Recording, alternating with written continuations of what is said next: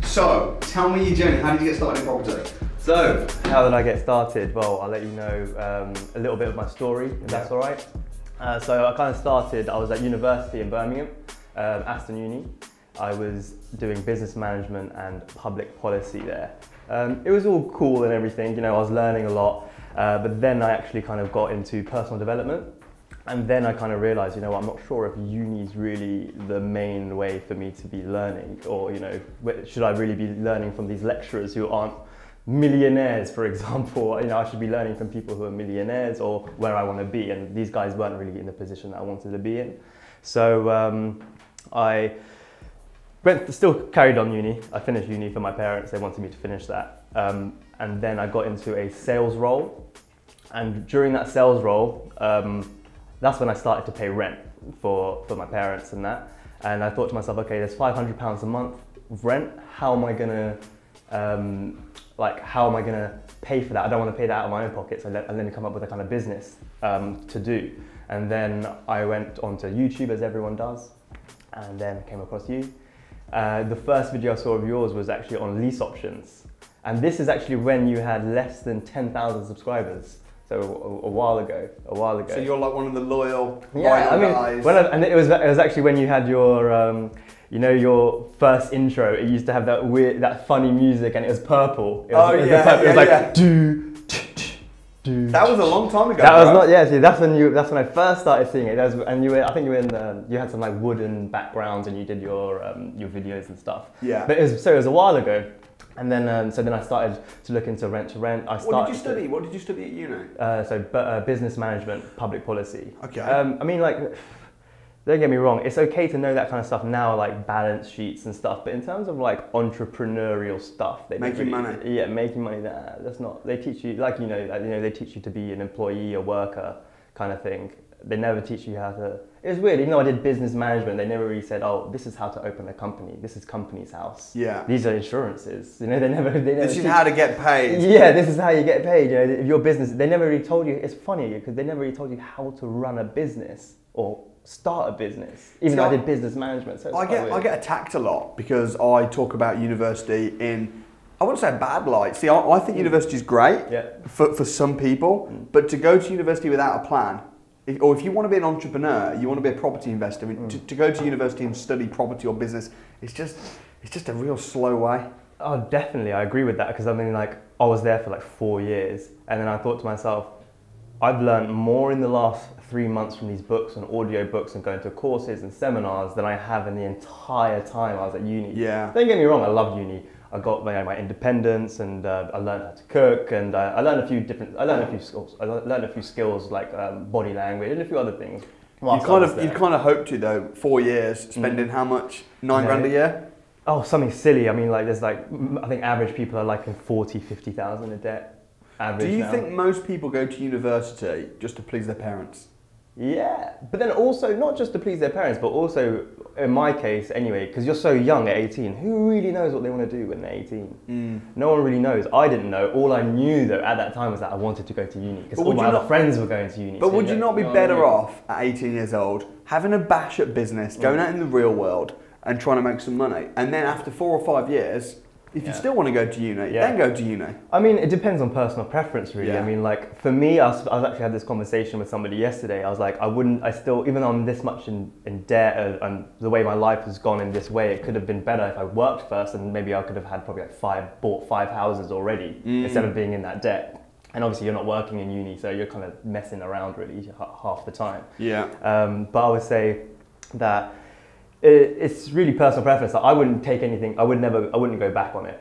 Like, I would still probably do it again, just because of the experience and how I kind of turned out. I think that's my personal opinion. But in terms of like, if you're going to uni just to get a good job, a good paying job, then I'll say, you know, maybe think about something else, do a bit of personal development, self-development. You keep talking about personal development. I mean, most people, they go to school to get good grades, to go to university, ultimately to get a job. Yeah. And the purpose of a job for most people is to pay them money. Yeah. So why not skip all that nonsense and just learn how to get money? Yeah. And I know that's what you did. You went on a personal development journey. Yeah. You did some training with myself. Yeah.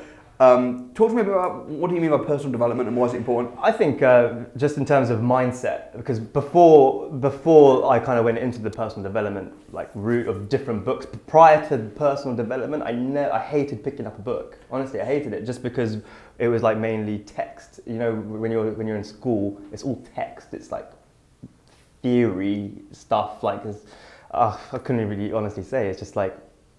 It was just boring anyway. Yeah. It's just stuff that, you're not really interested in. But then personal development it was interesting because as soon as you read like a couple pages, you're like, okay, I've actually added value to myself. I can now talk about something new, a new subject that's actually interesting, that can add value to someone's life, or something like that. So what kind of personal development books did you read? The first one, I honestly think that the best one for me, and I think everyone should start with this book. A lot of people say, Think and Grow Rich and all that kind of stuff. For me, I personally think, I'm not sure if you read it, The Compound Effect by Darren Hardy. Yeah. As soon as I read that, it was really a simple book. So small, so simple, so compact, but honestly, just implement what he says.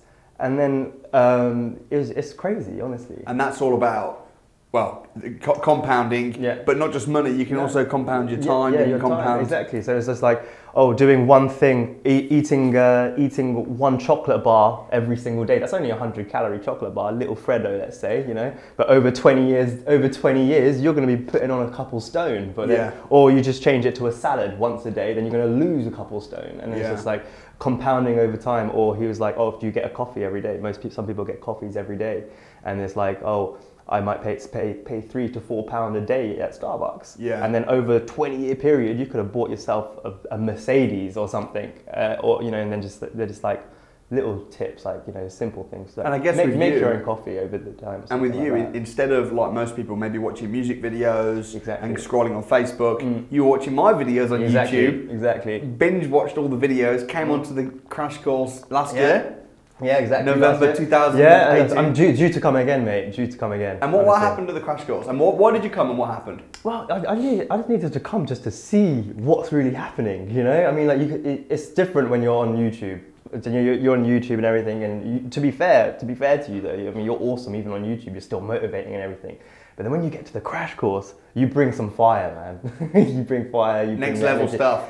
It's cool. I mean, like, I think personally, when my mum was there, she said this as well, like, you're a really powerful kind of person. I think maybe she mentioned, she was like, because of like your church background, maybe, that you kind of had that, you've got that real energy about you, that real vibe about you. And I think it's really cool. I think not just me, but I think when you are learning the powerful techniques, but then also in an environment where you can actually do them. Yeah. It's almost the difference between, I see it, when you read a theory book on how to drive, and then you actually go in the car with a driving instructor and you drive yourself. That's kind of what we try and make happen at the crash course. Yeah, that was awesome actually, because even in the crash course, when I went to the crash course at the time, it would have been awesome. I wanted to actually go on one of your further courses, but I couldn't because I was obviously learning about loads of property stuff. I had paid for a course just prior, so I didn't have any funds at the time to go for further training, and that kind of sucked. But at the time, the information that you gave on the crash course was amazing, honestly amazing. I mean, like,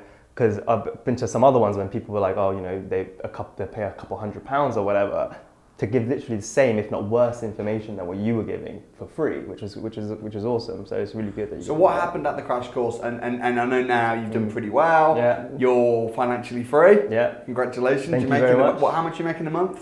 So we're making actually from next year we'll be hitting the 6-figure mark. Nice. Yeah, which is awesome. But that's gross. That's gross. What about right now per month? Per month, it's about 5K. Yeah. And you're how old?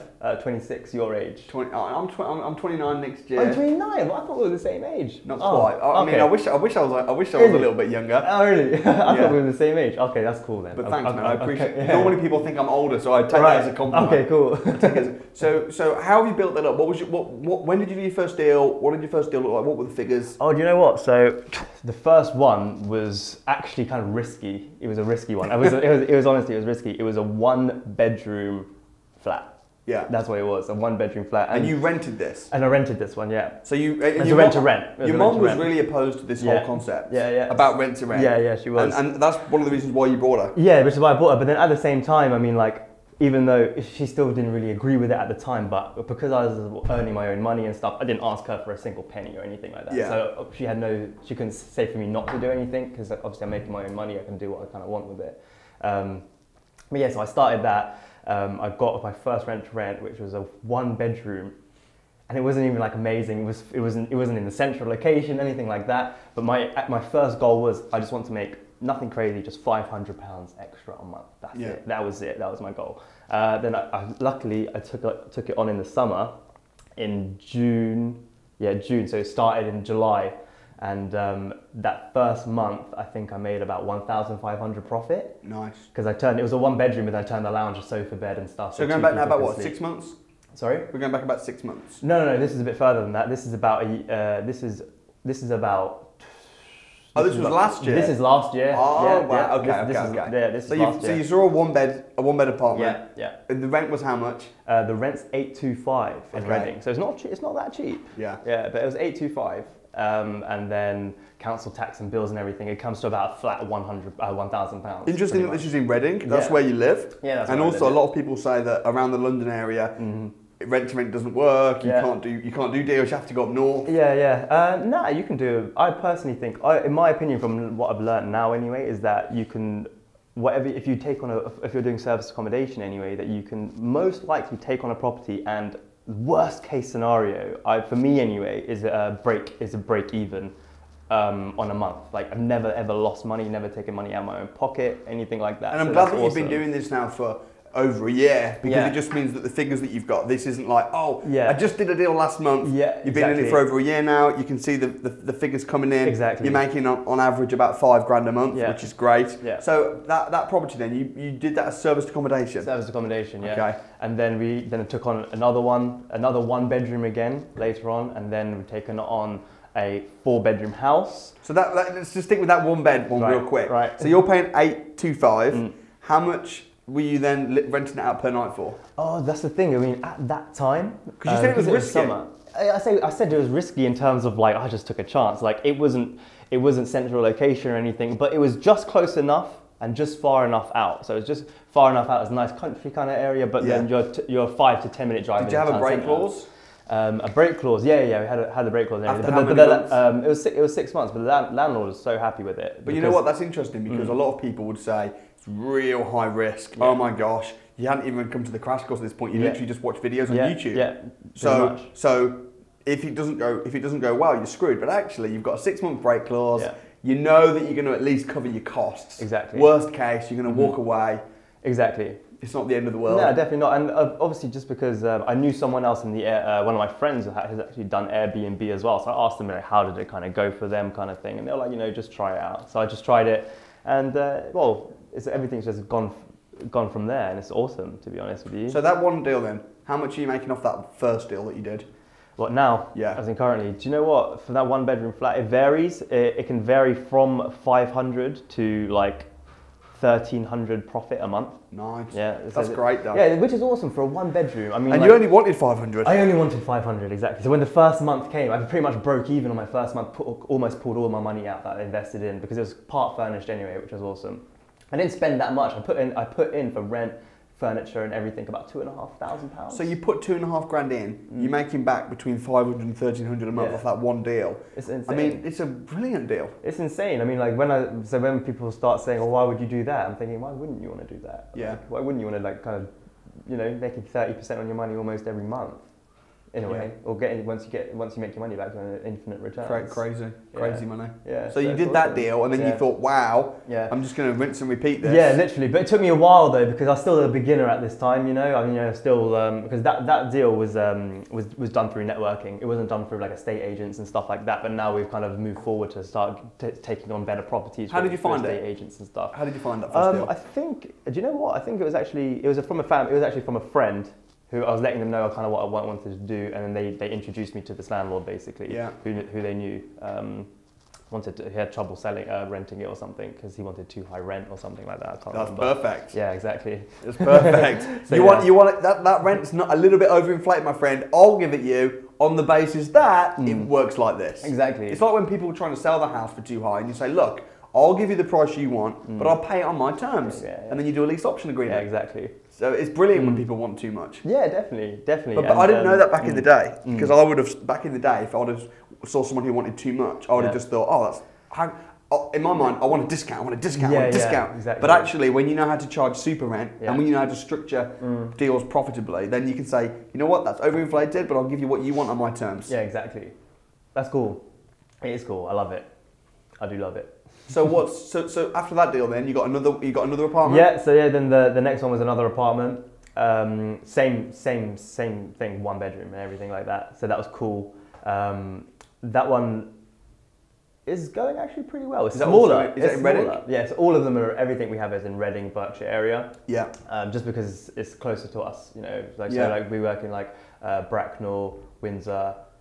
Not Slough yet. We're thinking about getting into Slough actually. Do you think rent to rent would work in Slough? I think so, yeah. Just because, you know, like Slough, they got a business hub there.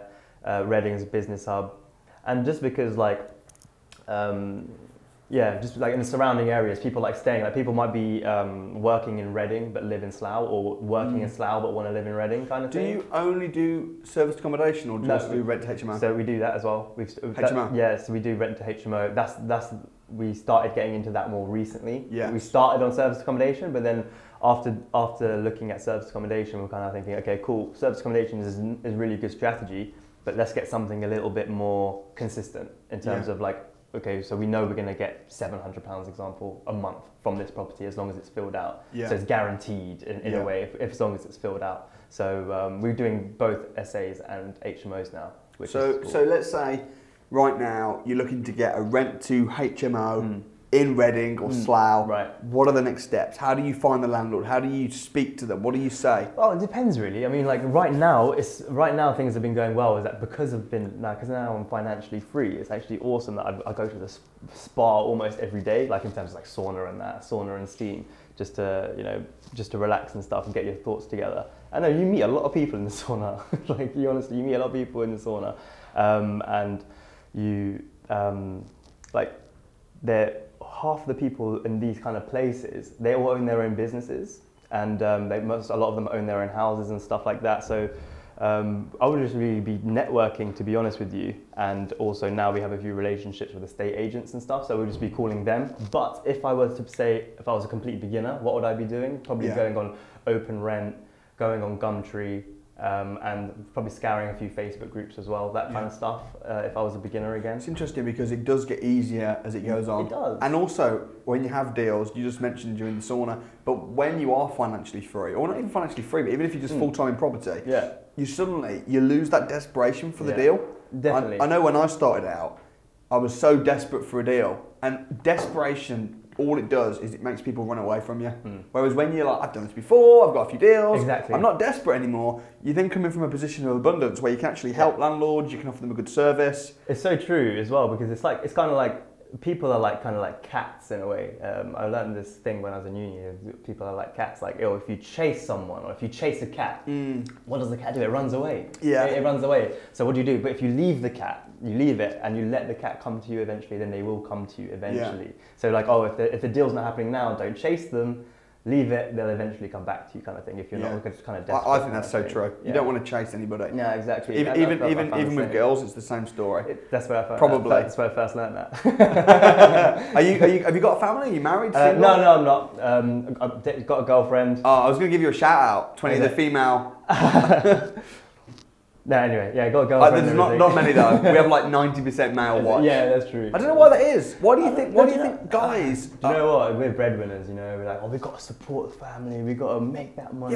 Yeah, but that's come on, dude. We're like 2020 now. Basically. You know what it is? I mean, I think it's just still. Don't get me wrong. There's still a lot of females though, and more females now who are actually, becoming financially free and all that kind of stuff, which is actually... Winners Wednesday is about 50-50. Yeah, I saw one as well. You had two women on there. Even the crash course, there's a lot of women, but for some reason they just don't watch me on YouTube. Really?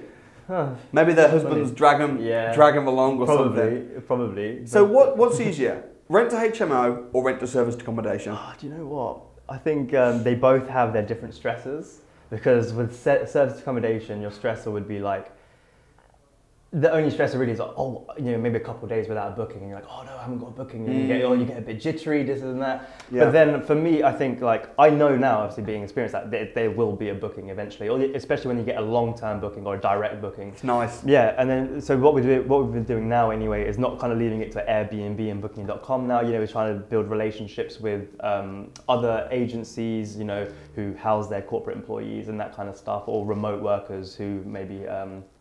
Who are flying from America for a week or something, and we want to get more direct bookings like that. Yeah. So you don't want to really leave it into the hands of Airbnb. And then obviously there's HMO, which that one's good, but it's a lot of work initially. That's more initial work, groundwork, and you've got to get all the people rented in. But once that's done, then it's a lot more passive than obviously having to turn over an SA all the time. Do you, when you do a rent to HMO, do you find a property that's got the potential to be a HMO, or do you find a current HMO? See, that's the thing. So we do both. Because I remember we find current HMOs because obviously they got the license and everything, and it's a lot more easier to just kind of and they're ready. They got fire doors and all that kind of stuff. Yeah. So that's awesome. But then I then after doing that. I actually kind of remembered back on your early day training. Your early day training was, oh, find a 3-bedroom house, find a 4-bedroom house with 2 reception rooms. Yeah. So we're looking at doing those as well. But in Reading, you know, the prices it's not super cheap for these ones. For those type of houses. I think when you turn a HMO, what I've found is if you turn a property into a HMO, there's usually more profit, because if it's currently a HMO, the landlord might be a bit greedy, might expect too much. Yeah. However, the costs will be a lot less. Yeah. If it's already a HMO, the costs will be less, but you might just make less profit. Yeah, exactly. So that's obviously the trade-off right now, because it's like, do you want speed, or are you happy to take a little bit less profit to begin with, take a bit more time to do it up or whatever, change it into a HMO and all that kind of stuff. It's the same with serviced accommodation. I mean, my attitude is, well, what's better? Well, it depends on what you want. Yeah. Ultimately, even rent to rent as a strategy, it's not for everybody. No, it's not. I mean, you've got your full time in property now. Yeah. You've got a bit of time. Yeah. When you left university, what year did you finish? What year? What year did I finish? 2017. Yeah. So have you ever had a job? I did have a job, yeah. So I was in software sales. I was working for a US software company. Yeah. That was awesome. I learned a lot there. Have you quit that now? I quit that in June, yeah. Yeah. Yeah, I quit that in June. Last year? This year. Oh, you just quit? Yeah. So I quit in this year, June. Yeah. I was there for about 18 months or so. Was it scary quitting, or? No, it wasn't, because that's what people were asking me as well when I quit. They're like, how did you quit? Why did you do that? And obviously I had the income from the rent to rents covering it. So I was really relieved, to be honest. Yeah, I was It's relieved. A big deal. Yeah, I mean, for a 26-year-old that's just finished uni a year or so ago, exactly, to then quit.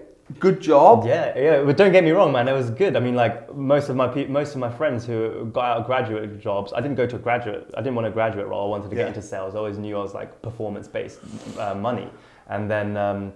People were struggling to get 25k, 28k, maybe even lucky to get a 30k job. And then, I mean, I was making over double my friends. Right. Straight out of the bat. And a lot of my friends had finished uni like a year or two ahead of me.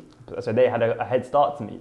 But then, for me getting into sales, I was already making more money than they were, which was awesome. So you had a good job that you enjoyed. But you were able to quit it at 26, making more money in property. I mean, it's a remarkable story, really. Yeah, it's cool. And I think that, you know, a lot of people, you know, that watch my videos that haven't been down to the crash course, they think, oh, it just sounds too good to be true. Yeah, it does. Or you know, they have the little voices. Do you know what it is? It's like, it's just because you haven't experienced it yourself. Don't get me wrong. Before, when I saw this, when I was looking at this, I was like, I can't get a rent to rent. I was like, why would anyone give me a rent to rent? Yeah. I was like, who am I? That's what I think. That's what goes in most people's minds anyway. Prior to when you're starting anything, really, any new venture. When did it click? When you just thought, you know what, I can totally do this. I can go out and do this wrong. When did that? Well, to be honest, I mean, like I had. Honestly, it has to be the crash course. It has to be the crash course, because everyone's there. You see the amount of how many. Because when you're watching on YouTube, you don't really realize how many people are actually interested in this kind of stuff. And you go there, and there's 800, 1,000 people, all wanting to do the exact same thing. People who are already successful. Your average Joe, people who are just normal people, you know, it doesn't really matter what ethnicity you are, what age you are, you know, what your what your past is or whatever it is, what's your education background. You know, it doesn't really matter what that is. It just matters where you want to go. Yeah. And the effort you're going to ultimately put into that. And I think when you have the knowledge, it then gives you a level of confidence that you can only dream of. Definitely. Because without, some people say to me, I haven't quite got the confidence, and I'm thinking, no, your issue is not confidence, it's knowledge. Yeah. If you have the knowledge, you then have the confidence. Definitely. Because that's it really. If you know more than the person who you're talking to about whatever the subject is, then you're in a good position really. If people had my brain or even your brain, they would be confident.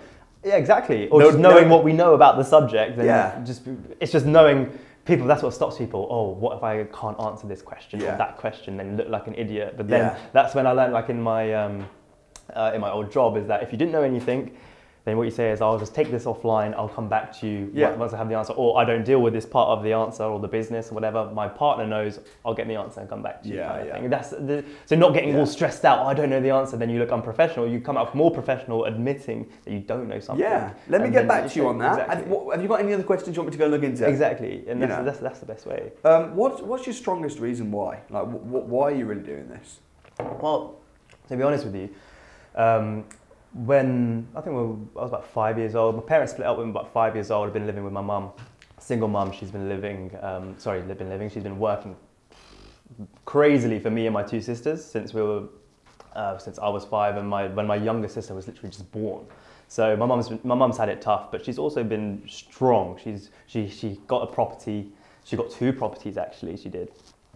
During this period, she was a real entrepreneur herself. She opened up a post office and all that kind of stuff. She put us through private school for some periods of our life, not a full period of our life, but some of the periods. So, really appreciate what she's done for us, and how I've kind of turned out, I think is largely to do with her and obviously how she's brought us up.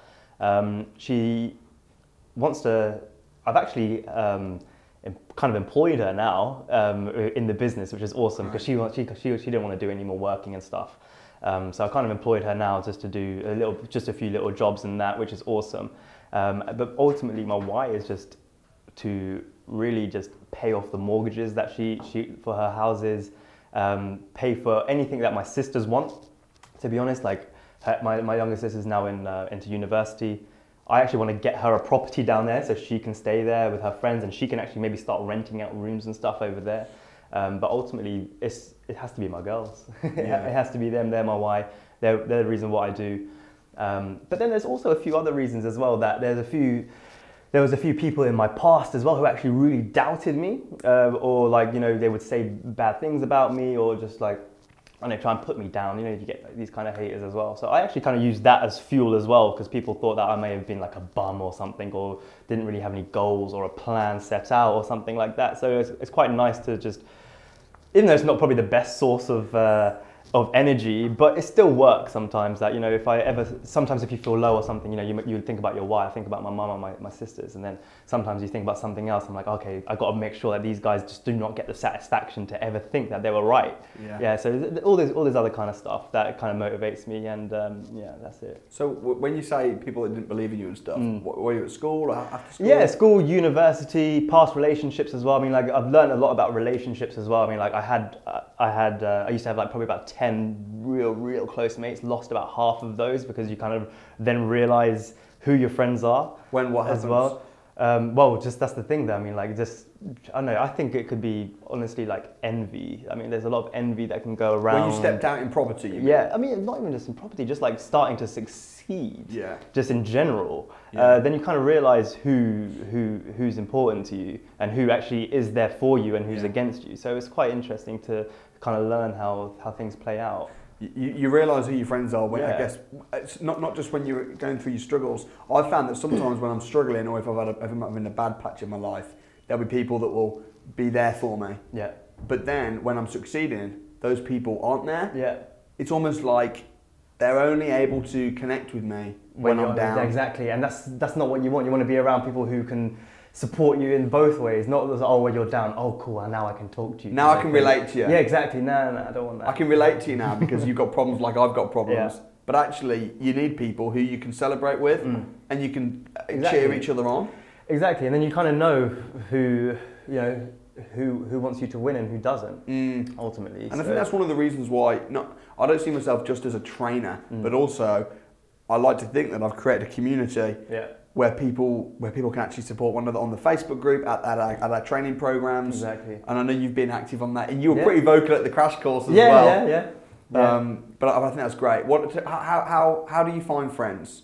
How do you find friends that are success buddies, champion you on? That's the thing. I mean, like, funnily enough, so it's either like my core friends now, like honestly school friends, not even many university friends, honestly core friends, like my friends from secondary school when I met them at like 11 to 16. Those are like my main friends.